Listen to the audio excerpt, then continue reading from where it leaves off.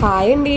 ఈరోజు మా పతి గారు డ్యూటీ నుండి కాల్ చేసి ఈవినింగ్ వచ్చేసరికి మంచి స్వీట్ చేసి పెట్టన్నారండి. ఇంకా పతి గారు ఆర్డర్ వేసాక చేయక తప్పదు కదండి. అందుకే నోట్లో పెట్టుకోగానే నోరంతా స్వీట్ అయిపోయే పాకం గజ్జికాయలు చేశానండి.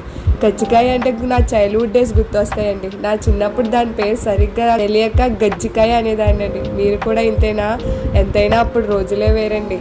అమ్మకి చెప్పకుండా ఆడుకోవడానికి వెళ్ళడం, మామిడికాయలు కోయడం, అదేంటోనండి, ఇంట్లో కొన్న మామిడికాయలు ఉన్నా దొంగతనంగా కోసిన మామిడికాయ ఆనందాన్ని ఇచ్చేది. నా చిన్నప్పుడైతే మర్చిపోలేని స్టోరీ ఒకటి ఉందండి. పుచ్చకాయలు దొంగతనం ఆల్మోస్ట్ దొరికేసామండి తోట ఆయనకి. ఆయన నుంచి తప్పించుకోవడానికి మాకు గంట పట్టింది. ఇంటికి వచ్చి మా పేరెంట్స్కి ఎక్కడ చెప్తారా అని చాలా భయపడ్డానండి. అమ్మకి తెలిస్తే కొడతాదండి.